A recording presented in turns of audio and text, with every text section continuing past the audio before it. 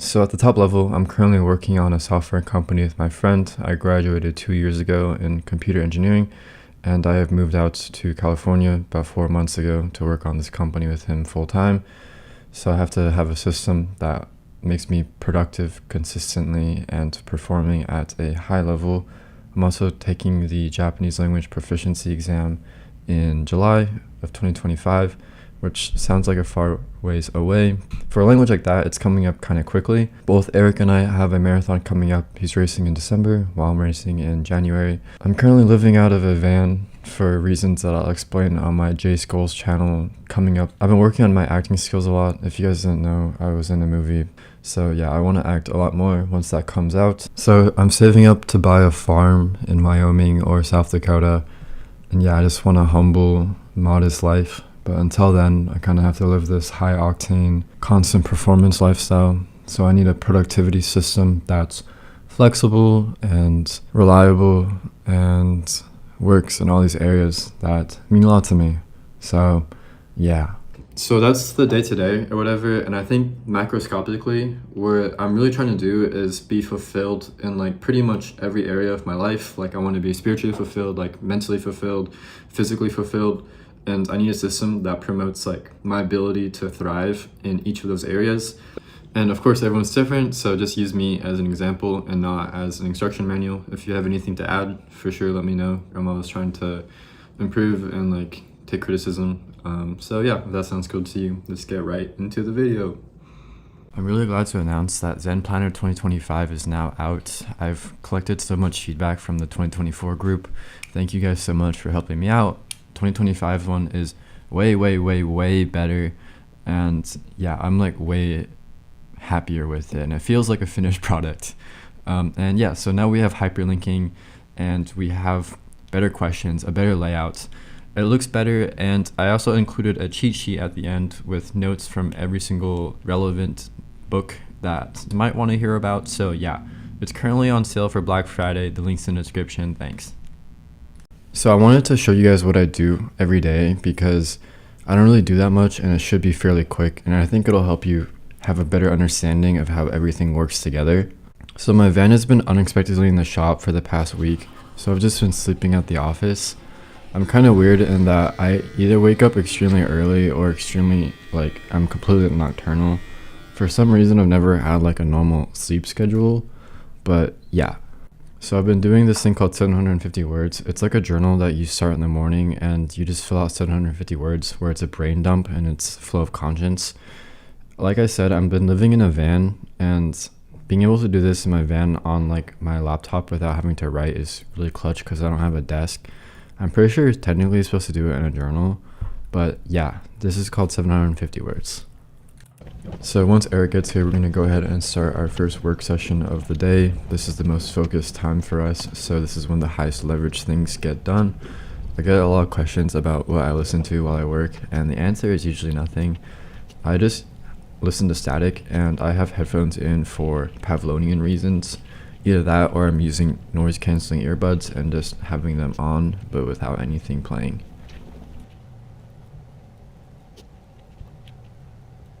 So we both have marathons coming up, like I said, and after work we go ahead and go train for that. We just are following a schedule from Runner's World, and yeah, things have been going really well for that actually. I don't really listen to music or anything while I run. I used to like 2 years ago, but nowadays I haven't listened to anything, and it makes it go by way faster actually, like once you get used to that, and I feel like it's really good in order to listen to your breath. So yeah. So afterwards, we usually just come back and chill for a little bit. It's usually draining, like working a lot and running really hard. So yeah, it's like not complete work throughout the day. So right now for my Japanese, I already learned 3,000 kanji, so I'm just working on building my vocabulary and my grammar. And how I'm doing that is just through sentence mining plus Anki. So I'll sneak in dinner during this time, and then it's just time for bed. And before I bed, I always read. But yeah, that's literally like all I do most of the days. So this is how I've come to think about it. Pretty much I have 100 soldiers that I can delegate to different things. And personally, I can probably only fight 3 battles realistically. So I have These ones are all like hunkered in and they've dug trenches. So I'm just on maintenance mode for this stuff. And these are the most important things that I'm working on right now. This one will be done on January. And once this one is done, I can focus on other stuff. Like I'll probably be doing lifting. So this will switch out with this and I'll be on maintenance mode for running, and I'll probably do more like jump roping and stuff like that until I get my lifting goals again, because it's just too much to do everything right now. Most of my energy is going to my startup, of course, Doko, and that will probably take a good amount more time while we're growing it. Right now, this is like the most important stage of the company. And then I do have this Japanese. This is not as important as this. This is more for my personal fulfillment, and I've been studying it for enough time where I just want to get it done with so I can move on and use this 10%, which for me, this is a lot, like on other stuff as well. So yeah, that's kind of like how I've thought about it. I think eventually that once this is done, I'll end up doing this. And once this is done, I'll end up doing this. And then, yeah, I think that this, like, it's just a baseline habit for me. So I don't know if it really counts as one of the 100 soldiers, but it is, I do have a reading goal every year. So yeah. So with all this, I just use Google Calendar. It's nothing fancy. I just see when I have to do stuff, and then I personally prefer it because I can use it on pretty much every platform, and yeah, it just works. So how I prefer to do this is to have a virtual to-do list and then have a physical do list. So the virtual to-do list is stuff that I'll decide that I have to do or whatever, like this, right? And then I'll add that to the do list for that day. So in the morning, I just approach the to-do list and then I figure out what I have to do for that day, and then I add it to the do list. I prefer this hybrid approach because humans tend to do stuff that'll make them feel good. So I think having a do list that makes you feel as good as possible when you cross something off physically is quite important. And then having a virtual one is really useful because you can just use it anywhere. So yeah, this is kind of my current implementation, and it's been very good for me. So similar to my to-do and do list system, I've found that I really prefer a hybrid system for like getting my stuff done. So that's like a nice combination of analog and digital. So what's important for me is having a system that's like really low friction and is easily indexable and searchable. And yeah, ideally like we're able to create connections and reflect and just have a way to think back on stuff and remind ourselves of stuff that has happened in the past. So for different things, I prefer taking a different approach. I operate in several different domains, like I said at the start. So with like Japanese or acting, for example, I tend to use like my e-ink or like my content consumption devices a lot more, whereas something like coding or like any more like abstract skills, like it's mainly digital. So when I was in university, I did a lot more like PDF markups and like reading and annotating slides. So I still do PDFs on here, but like nowadays that's not really something that I do as much. Like when I was doing Genki, like the Genki series, this is what I did it on. And it's like a really nice system where it's like you can mark it up right here, and I have it set up so that this will just automatically sync to this.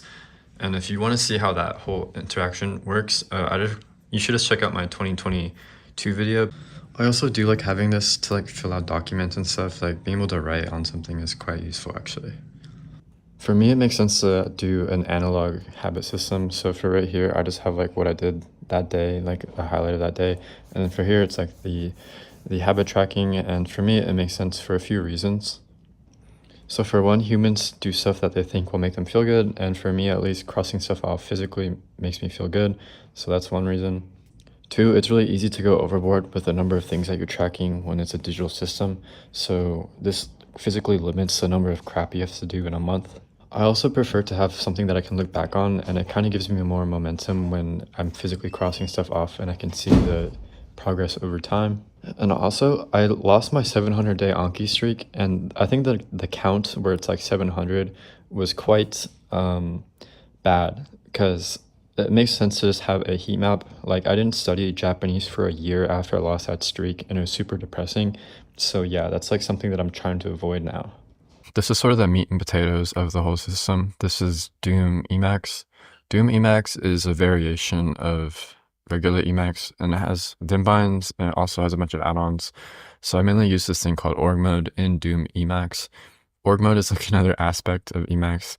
And then I also use this thing called org-rome, which is like an extension of org mode. So it's like 2 layers up. And yeah, it's very similar to Obsidian, if you guys know what that is, where it's like a second brain type of system. So if we go ahead and just load up, like, for example, this is a book that I'm taking notes on. This is like the main hub, right? So this is like kind of like an index.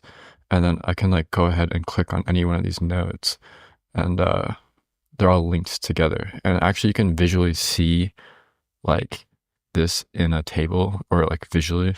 So these are my notes from a while back actually, but like, for example, if you like click on this, for example, right, you can kind of see how everything is connected.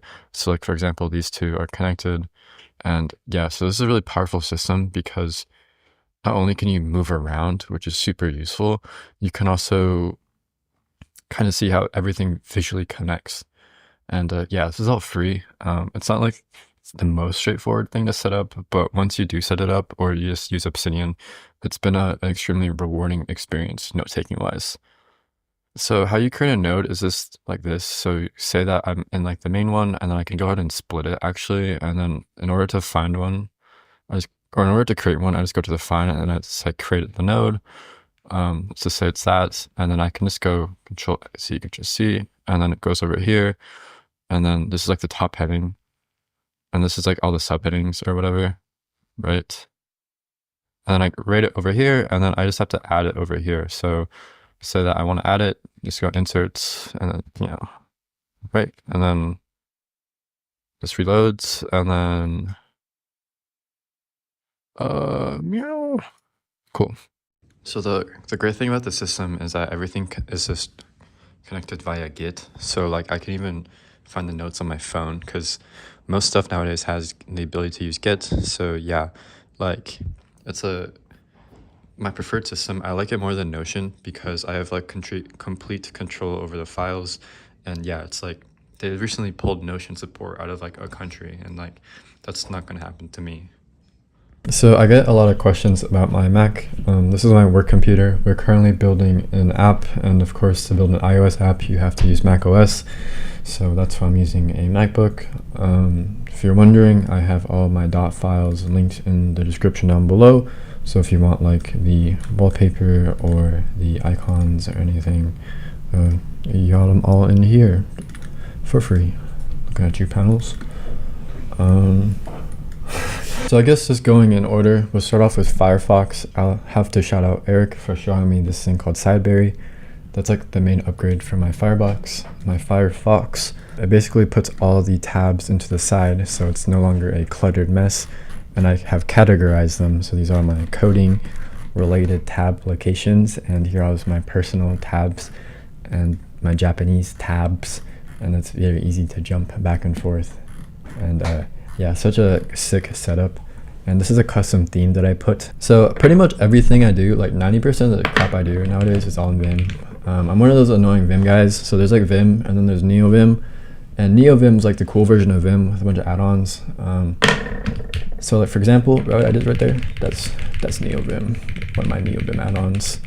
And I have all these add-ons right here, guys. If you want them all set up, I've done that for you. You just have to copy and paste them in, and it's awesome. So you can like show all the files, you can grep the files, you can rip grep the files. So I'm like, ooh, what file had test in it? Oh, right here it says test, and then test. The great thing about Vim, guys, is that you do not have to use your mouse like ever, and it's like way more fast. To be honest, for me, it's super hard to watch a programmer not use Vim because I'm like super elitist. So when I see them like using their mouse, I kind of throw up a little.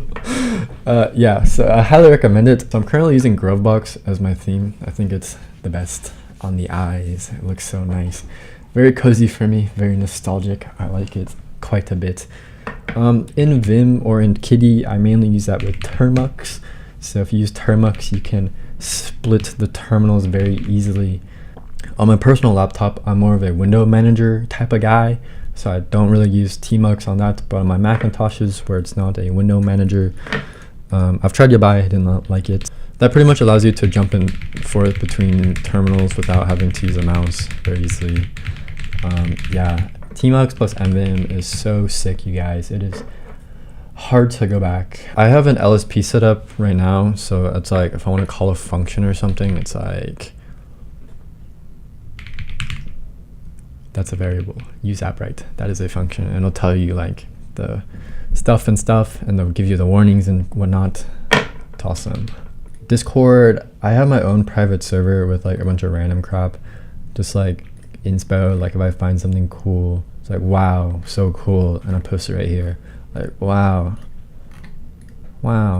Here's my super secret YouTube channel. Do not click on that. And yeah, like recipes. Wow. Best thumbnails. These are like my favorite thumbnails, I feel like. I don't know. Probably a better piece of software for this, for like collecting random info, but it's like cross-platform, which is super important to me. So this thing is called Hidden Bar. Lets you hide stuff. Yeah, it's really useful because I don't want any of this crap up here. Bam. Awesome. So I think this is kind of my current understanding of how this stuff interacts. Mental health and physical health, they are interlinked, of course, and what you eat or whatever affects your mental, and your mental affects your physical. So if you're like in a bad headspace, you're physically going to feel tired, and if you physically eat like crap, your mental is going to be like crap. And I think overall, this is good, but they serve this thing called spirituality, and to me, spirituality is like what everything points towards. So this is like the sun, right? This is the garden. Whatever. All right, one of them is the soil, one of this is the tree. This is all working towards this. This is what gives it meaning and orientation. This is why this stuff exists in the first place. And this is a pretty big question. I'm not going to answer for it to you, but for me, like figuring this out like gave meaning in times where there was not anything to look forward to. So when I say spirituality, I don't necessarily mean religion. I mean like being connected to a greater purpose. And when you do so, I think it makes it way, way easier to derive meaning from suffering, which is like the most important thing I would say in like existing, is like being able to figure out how you respond to that. And if you're able to like make that a positive thing for you, like that's like what will enable like you to persevere through everything you're trying to do, pretty much. I got this like leather cover thing from this Turkish company. I'm not over the moon with it. Like, I don't know if you can see the buttons, but this one is definitely not in alignment with this one, and it's really upsetting for me. I don't know how you can charge like $100 for a piece of leather and mess that up. So I'm currently using a Midori like notebook. I really like the paper in this thing, actually. It's quite nice. Don't look at that. Yeah, this is my notebook for 2025. I've just been experimenting with all the crap in this one. I actually bought it by accident like a little bit ago. So yeah, this is the kind of the setup for right now. These are the writing utensils I usually bring with me. Rotring 600. This has an upgraded cartridge. This has a EasyFlow 9000. This thing is definitely like running out of ink soon. I don't know why that just wrote so well just now, actually. And yeah, like the spring in here fell out like several years ago, so it doesn't really work like as it's supposed to anymore. But at least it still writes. Maybe I'll try to look into like a replacement spring at some point. So usually in this notebook, I'll actually like leave a fountain pen right here. But I kind of have this cool dream or vision where like I want to give this to people that I meet in new places and have them write in it. And then I feel like I cannot give a fountain pen to someone off the street. So hence like a normal pen and a pencil, pretty much. I checked, I've had this pencil since February 2015, so it's almost 10 years old now, which is crazy. This pencil has been literally everywhere with me. So yeah, goat mechanical pencil, that's for sure.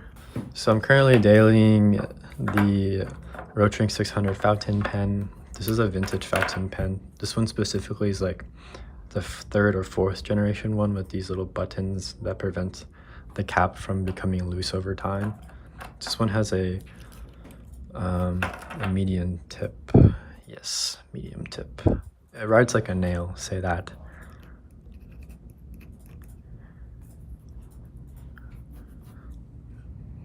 Here's an IJ Instruments number 9.